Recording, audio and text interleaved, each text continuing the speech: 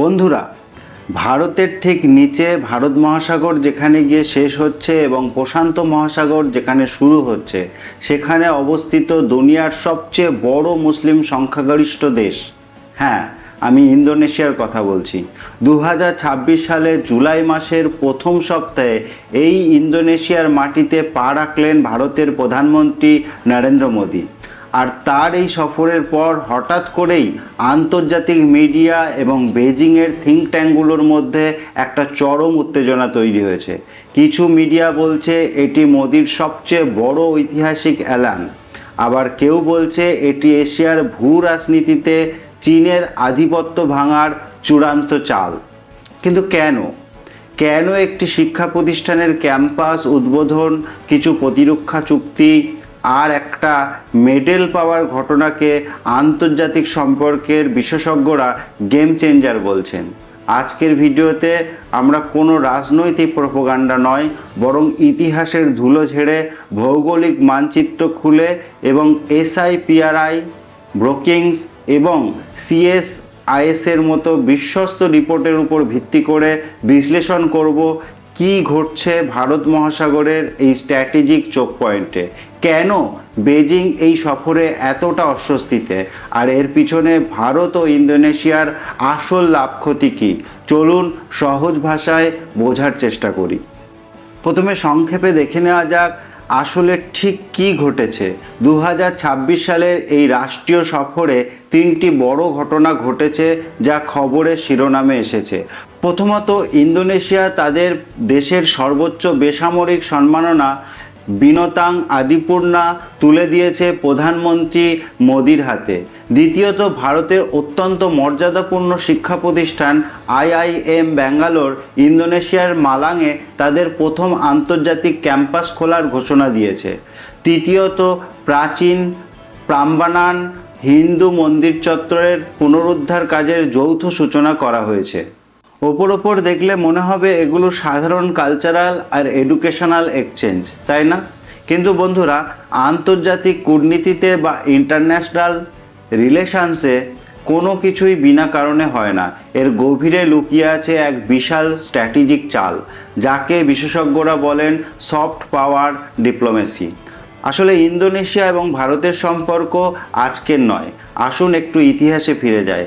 আজ থেকে প্রায় 2000 বছর আগে চোল রাজবংশ এবং কলিঙ্গ সাম্রাজ্যের সময় থেকেই ভারতের সঙ্গে ইন্দোনেশিয়ার গভীর বাণিজ্যিক ও সাংস্কৃতিক সম্পর্ক ছিল। ইন্দোনেশিয়া বিশ্বের বৃহত্তম মুসলিম দেশ হলেও তাদের সংস্কৃতিতে রামায়ণ, মহাভারত এবং সংস্কৃতির প্রভাব অপরিসীম। এমনকি তাদের জাতীয় এয়ারলাইন্সের নাম গরুড়া ইন্দোনেশিয়া এবং তাদের মুদ্রার উপর গণেশের ছবি রয়েছে। ভারত এই প্রাচীন শেয়ার্ড হেরিটেজকে ব্যবহার করে চীনের $1 বিলিয়ন বেল্ট অ্যান্ড রোড ইনিশিয়েটিভের ঋণের ফাঁদের বিপরীতে নিজের সফট পাওয়ার খাড়া করছে। এবার আসা যাক আসল খেলায়, যা পুরোপুরি ভূ রাজনীতি বা জিওপলিটিক্স এবং সীমান্ত রাজনীতির সঙ্গে যুক্ত। ভারত মহাসাগর এবং দক্ষিণ পূর্ব এশিয়ার মাঝখানে রয়েছে মালাক্কা প্রণালী, যা বিশ্বের সবচেয়ে গুরুত্বপূর্ণ এবং ব্যস্ততম সামুদ্রিক বাণিজ্য পথগুলোর একটি। ওয়ার্ল্ড ব্যাংক এবং IMF এর ডেটা অনুযায়ী চীনের মোট জ্বালানি তেল আমদানির প্রায় 80% এবং মোট বাণিজ্যের 60% এই সরু মালাক্কা প্রণালী দিয়ে যাতায়াত করে। একে বলা হয় চীনের মালাক্কা সংকট। যদি কোনো যুদ্ধের পরিস্থিতিতে এই পথ বন্ধ হয়ে যায়, তবে চীনের অর্থনীতি পঙ্গু হয়ে পড়বে। আর ঠিক এই কৌশলগত অবস্থানকেই কাজে লাগাতে শুরু করেছে ভারত। আন্দামান ও নিকোবর দ্বীপপুঞ্জ থেকে ইন্দোনেশিয়ার সাবাং বন্দরের দূরত্ব মাত্র 90 নটিক্যাল মাইল। বিগত কয়েক বছর ধরে ভারত ও ইন্দোনেশিয়া যৌথভাবে এই সাবাং গভীর সমুদ্র বন্দরটি উন্নত করছে।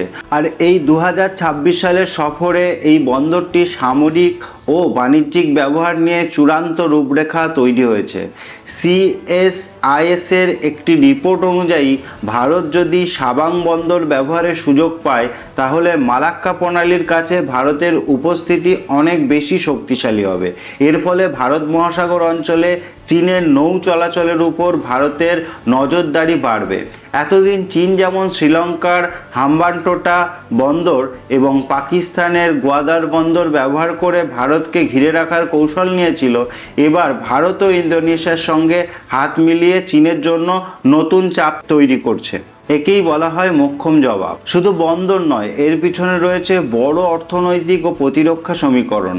Stockholm international piece research institute বা SIPRI এর সাম্প্রতিক রিপোর্ট বলছে, দক্ষিণ চীন সাগরে চীনের আগ্রাসী মনোভাবের কারণে ফিলিপাইন, ভিয়েতনাম এবং ইন্দোনেশিয়ার মতো দেশগুলো নিজেদের সামরিক শক্তি বাড়াতে মরিয়া। ভারত ইতিমধ্যেই ফিলিপাইনকে ব্রহ্মোস সুপারসনিক ক্রুজ মিসাইল সরবরাহ করেছে। এবারের সফরে ইন্দোনেশিয়ার সঙ্গে এই ব্রহ্মোস মিসাইল সিস্টেম এবং যৌথ নৌমহড়া নিয়ে অত্যন্ত সংবেদনশীল চুক্তি চূড়ান্ত হয়েছে।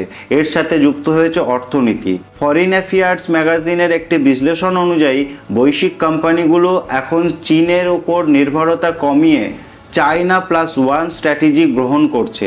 ভারত ও ইন্দোনেশিয়া উভয় দেশই বিশ্বের দ্রুত বর্ধনশীল অর্থনীতি।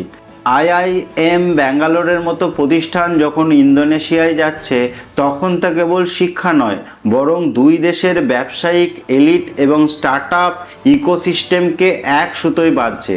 এর মাধ্যমে দক্ষিণ পূর্ব এশিয়ায় চীনের একচ্ছত্র অর্থনৈতিক অবস্থান দুর্বল হওয়ার সম্ভাবনা তৈরি হচ্ছে।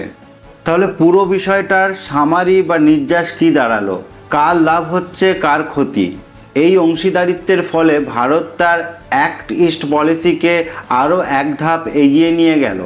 চীনকে মোকাবেলা করার জন্য শুধু কোয়াড বা আমেরিকার উপর সম্পূর্ণ নির্ভর না করে ভারত এখন এশিয়ায় নিজের কৌশলগত অবস্থান আরও শক্তিশালী করার চেষ্টা করছে। অন্যদিকে প্রেসিডেন্ট প্রাবাও সুবিন্তোর নেতৃত্বে ইন্দোনেশিয়াও কোনো একটি দেশের, বিশেষ করে চীনের উপর অতিরিক্ত অর্থনৈতিক নির্ভরতা কমাতে চাইছে। ভারতের মতো একটি বৃহৎ গণতান্ত্রিক দেশ এবং বিশাল বাজারের সঙ্গে ঘনিষ্ঠ সম্পর্ক গড়ে তোলার মাধ্যমে ইন্দোনেশিয়া এই অঞ্চলে নিজের ভূ রাজনৈতিক ভারসাম্য বজায় রাখতে আগ্রহী। তবে এই সমীকরণের সবচেয়ে বড় চাপের মুখে পড়তে পারে চীন। বেইজিং কখনোই চায় না যে ভারত দক্ষিণ চীন সাগরের প্রবেশদ্বারের এত কাছে নিজের প্রভাব আরও বাড়াক। ব্রুকিংস ইনস্টিটিউশনের মতে, ভারতের এই পদক্ষেপ দক্ষিণ চীন সাগরে চীনের একতরফা দাবিকে চ্যালেঞ্জ করার ক্ষেত্রে আসিয়ান দেশগুলোর আত্মবিশ্বাস আরও বাড়িয়ে দিতে পারে। বন্ধুরা, একবিংশ শতাব্দীকে বলা হয় এশিয়ান সেঞ্চুরি বা এশিয়ার শতাব্দী। আর এই এশিয়ার ভবিষ্যৎ কার নিয়ন্ত্রণে থাকবে তার নির্ধারণ হবে এই ভারত মহাসাগর এবং প্রশান্ত মহাসাগরের বুকেই।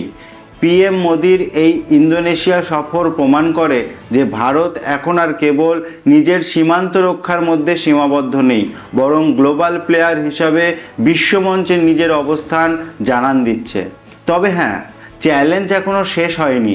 চীনের অর্থনৈতিক ক্ষমতা ভারতের চেয়ে অনেক বেশি এবং তারা ইন্দোনেশিয়ায় বিলিয়ন বিলিয়ন ডলার বিনিয়োগ করে রেখেছে।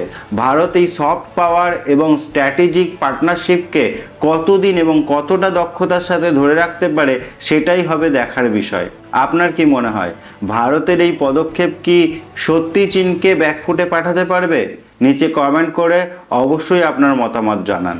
ভিডিওটি তথ্যবহুল মনে হলে লাইক এবং বন্ধুদের সঙ্গে শেয়ার করুন।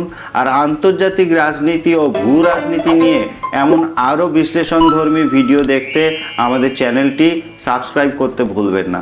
দেখা হচ্ছে পরের ভিডিওতে। ততক্ষণের জন্য ভালো থাকুন, সুস্থ থাকুন এবং অবশ্যই সচেতন থাকুন। ধন্যবাদ।